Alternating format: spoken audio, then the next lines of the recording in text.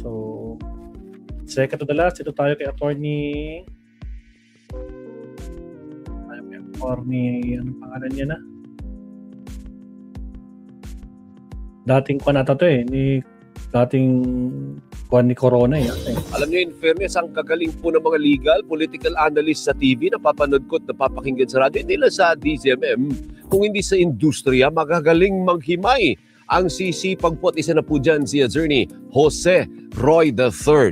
Yun, Attorney Jose Roy III. Dating din po ng Law School ng Pamantasan ng Lungsod ng Maynila at defense lawyer po nung Corona impeachment trial. Attorney Roy, magandang umaga po lawyer sa ng inyo, sir. Corona. Good morning! Magandang umaga, Alvin, at kay Doris kung nandyan man siya. Title ng upshot Defense failed to damage NBI agent credibility. So meaning, bigo ang defense team na sirain ang kredibilidad ng NBI agent na si Agent Kalilong. Maya-maya pa po. Pinapalitadahan pa. Mga kababayan. Uy, Opo, may hearing po kasi si Attorney Roy, napaaga po siya ngayon. Anong assessment mo na nakaraos po tayo sa unang testigo? Unang testigo pa lang sa linggong ito. First 3 days ng impeachment, isang testigo lang, Attorney. Parang napakadugo. Pero I have to congratulate both sides, yung prosecution at yung defense. Pareho silang puspusan nagpresenta ng kanilang mga respective sides, no? Tapos I also napupuna ko rin na talagang pinagmamabuti ng court na mag-participate, no? At pamunuan ang mga proceedings. Yung presiding officer, I think, tried his best to be as even as possible. Mm-hmm. Pero itong first week, decidedly lamang ang prosecution. Dahil? Because, well, for many things, no? Yung, at this point, simple pa lang ang ginagawa ng prosecution.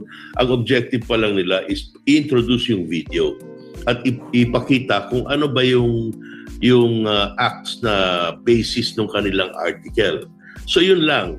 That's the only thing that they wanted to, na gustong ipahiwatig, at ito is successfully nagawa. On the part of the defense, kailangan, hindi naman nila dinideny yung video. Napakahirap naman i-deny nun kasi parang public knowledge na yan. Lahat ata tayo nakapanood. Correct.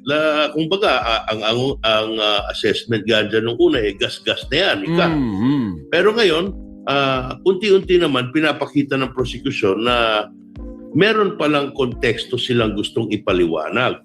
Na yung daw nangyaring yun ay isa lamang reaksyon dahil nga meron mga panganib daw na sa buhay nila VP Sara and all that. Yun hindi pa napapatunayan at hindi pa ito ang testigo para patunayan yun. Although, inumpisahan na nila, tinatanong nila yung si Kalilong kung naimbestigahan itong mga iba't ibang aspeto. Pero hindi pa yun napapalinaw ng gusto. Opo. Ang importante dyan is yung matagal na nating sinasabi na wala ang sagot. Eto na, sumasagot na nga yung depensa. Kasi itong mga bagay na ito, hindi naman nakasaad dun sa mga answer nila dyan sa impeachment. Kung naalala nyo, ang reklamo nga ng marami, panay paiwas, di ba? Panay teknikalidad, procedure, may mga depekto daw dun sa House Committee on Justice at iba pa. Ngayon, nandito na tayo sa paglitis, nakikita nyo na meron din palang teorya itong depensa. Opo. Pero Attorney Roy, sa palagay po ba ninyo, and I asked our reporter about this yesterday, sa palagay ninyo, naging matagumpay ba ang depensa na i-discredit o sirain yung kredibilidad? Kasi naman ang trabaho nila hindi ho ba, parang sirain yung testimonya ng testigo ng prosekusyon. Ano po? Naging successful ba ang depensa in doing that yesterday? Well, hindi naman nasira yung kredibilidad kasi mahirap naman sabihin na discredited o naging walang bisa yung testimony ni Mr. Kalilong. Bakit? Kasi nga, ang layunin lang noon para sa prosecution, ilabas yung video na yan. Tama. Whether napatunayan na siya ay napakagaling na eksperto o isang ordinaryong eksperto lamang o kung anumang antas ng kanyang kaalaman, hindi yun naka-apekto sa kanyang layunin na ilabas yung video na yon at mailagay ngayon yun sa harap ng impeachment court para maging bahagi ng kanilang ebidensya. Kaya po pala parang inuungkat niya kung anong training. Ano yun pala ang pakay nun. Sa mga ordinaryong tao, kagaya namin, hindi man kami abogado, magtataka ka, bakit mo kini-question yung credibilidad? So yun talaga ang trabaho ng depensa, attorney. Yes, yung credibility of witnesses, talagang bahagi yan ng credibility and character of witnesses is really a part of testimonial evidence. Talagang kung ikaw ang kumukontra doon, either ipapakita mo na walang kwenta yung karakter nito, na malamang ito'y magsisinungaling, or magpapanggap na marunong na hindi naman. Ito yung gustong palabasin ng depensa na itong NBI siguro dahil nga mga congressmen ang prosecutor na-impluwensyahan na magsabi ng higit sa totoo para maipatupad yung objective ng prosecution. I don't think na nasira yung credibility ni Agent Calilong. Siguro nagkaroon ng mga konting pagpuna na yung kanyang pagsabi or lahat ng kanyang qualifications parang mas magaling siya or mas experienced siya kesa dun sa aktual, no?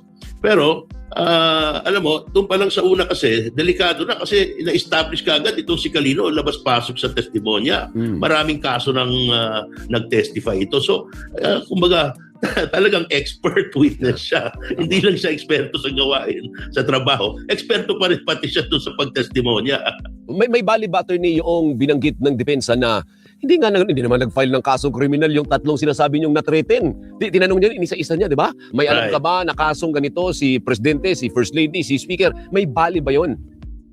Well, I think alam mo kasi ang problema dyan, hindi naman problema, pero ang isang kondisyon dyan, pinakita rin, di ba, yung matinding reaksyon ni Presidente, yung mga reaksyon ni Speaker Romualdez, at syempre kasama na rin doon ang sentimiento ni First Lady, no? Opo. Pero you have to understand, Alvin, na mga politiko kasi ito hindi ba? So minsan yung mga ginagawa nila, pinagpapaliban ang legal na posisyon dahil meron silang interest na political. Na halimbawa, ayaw siguro nilang painitin ang sitwasyon. So hindi na magsasampa ng kaso. O kaya, baka pag tinuluyan nila ng kaso, magmukhang pinagtutulungan at ginagamitan ng puwersa. Tandaan mo, noong mga panahon na yon, nakaupong si Presidente at yung kanyang pinsang buo na namumuno sa Kamara. Mabigat ng mga kalaban yan. Lalo na pag nagsanib puwersa, tangay pa ang unang ginang. Apo. Ngayon doon, so yung not filing, siguro, kung talagang yun ang gusto ng depensang palabas, di sa pina nila si BBM. Tanungin nila, bakit hindi mo pinailan? Pero can you do that? You cannot do that, right? You cannot summon a president in impeachment trial, can you? Well, as a witness, pwede. Pwede ba? Pwede mo siyang, meron siyang immunity from suit, di ba? He cannot be sued for any ordinary case. He can be impeached. Pwede mo siyang gawing tawag nito, respondent, di ba? Pwedeng file ng impeachment ng presidente. Pwede mo siyang patawag, i-request mo sa pina, pero pwede niya, i-decline niya lang. Voluntaryo sa kanya yun kung gusto niya pumunta. At saka hindi rin papayag yung korte. Yung impeachment, I suppose hindi rin papayag yung impeachment court na disturboy ng presidente. Maraming diskusyon yan. Sabihin na, well, we cannot force him. Pag nag-issue kami ng subpoena, baka babastusin lang kami at sabihin na hindi o hindi papansinin. So, wag na lang. Tama. One last point, attorney, before I let you go, nababother lang ako doon sa, kasi 2 beses na palang kinoldo yung atensyon ni Senator Risa Ontiveros. Ano po? And from my point of view, parang ang tinatanong naman niya, may point naman sa ordinaryong mamamayan. Ano po? Kung ang ginawa ba ng Vice Presidente will constitute an impeachable offense. Hindi ba yun naman talaga ang gusto nating alamin? Bakit palagi po siyang nasisita sa mga ganyang tanong at bawal po ba yun? Kasi, number 1, Alvin, dapat hindi yung abogado ang nagbibigay ng testimonya. Pag gano'n ang ginawa mo, parang siya na naglalagay ng istorya. Remember, itong examination of witnesses, ito ang pagpresenta ng evidence by the process na yung question and answer, di ba? Hahanguin mo at unti-unti mong palalabasin yung istorya mula sa bibig ng testigo. Kung papayagan lang natin yung mga abogadong sila magbigay ng testigo, di sila na lang ang magtatalak doon, di ba? But na magkakaroon yun ng maraming kulay na legal at maraming kulay na factual. Ilalagay talaga nila na kukortuhan na yung desisyon. Ipoposisyon na nila yung kanilang mga argumento para i-discuss yung merits ng case. Ayaw niyan na mangyari nung court kasi parang magiging premature, hindi ba? Dapat yan sa dulo. Ibig sabihin, pakinggan muna natin lahat ng ebidensya bago natin pag-usapan yan. May tamang panahon dyan. Pwede silang magbigay ng closing argument kung tawagin. Bibigyan yung bawat panig ng pagkakataon na magsabi. Yung mga abogado mismo magsabi, o sige, ano ba itong inyong na-accomplish? Ano ba yung inyong nagawa dahil dyan sa mga ebidensyang nilabas nyo?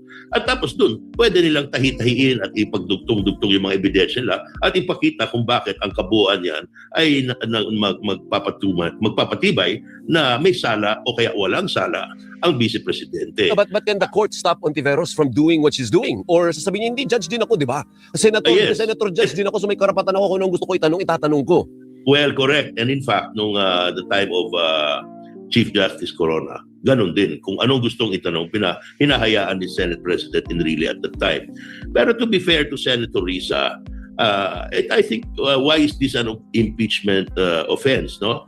Ang tanong niya kay Attorney Ligutan. Siyempre, tama naman yung ginawa ni Attorney Ligutan. Siyempre, pag ganun, binuksan Oportunidad. yung pintuan.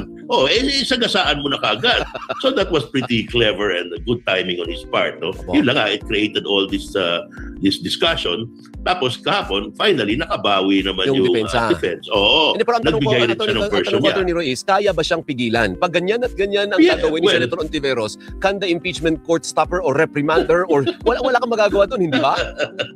Pwede siguro kung gusto ng presiding officer, pero madalang mo makikita yan na yung Chief Justice or kaya yung presiding officer sa korte sasabihin, i-rule na out of order yung kanyang kasama. No. Hindi ko pa nakikita yun. Yeah. Pero I'm sure that that's the other reason, Alvin, kung bakit yan, bago mag-hearing sila, nagpo-focus. Yeah. Pinag-uusapan nila yan. Kasi as much as possible, ayaw nila mag-away-away doon tungkol sa mga bagay na yan.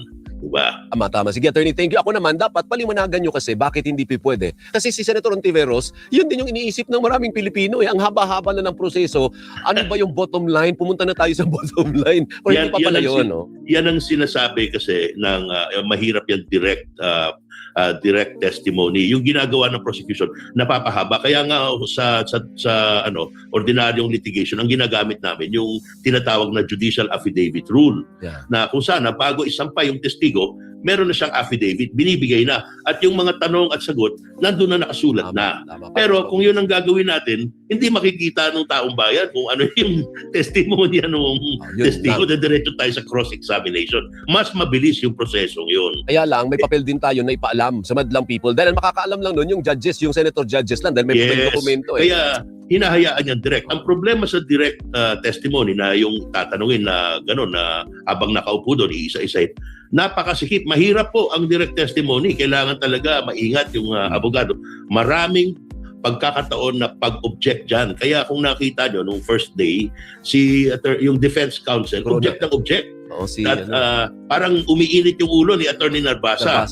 Pero ito, Alvin, ito sasabihin sa'yo, mukha lang umiinit yung ulo niya kay Attorney Ligutan. Pero actually, napipikon siya dun sa presiding officer dahil, di ba, na parating nadideny yung kanyang objection.